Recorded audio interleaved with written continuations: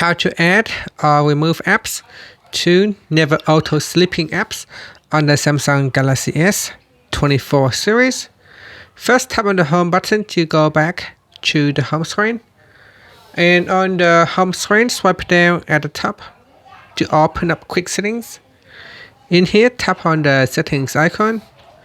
Next, we scroll down and then tap on battery. Next, in here, tap on background usage limits.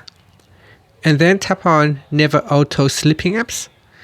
In here, tap on add button to add in more apps. So from the list of apps, go down the list and select the apps that you want to add. So for example, in here, I'm going to choose Amazon Shopping and then tap on add. So this is how you can add more apps to the never auto sleeping apps. To remove it, simply tap on the more button, then tap on remove. Now select the apps that you want to remove. Now go down to the bottom and then tap on the remove button. And that's it. That is how you can add or remove apps to never auto sleeping apps on the Samsung Galaxy S24 series. Finally, you can tap on the home button to go back to the home screen.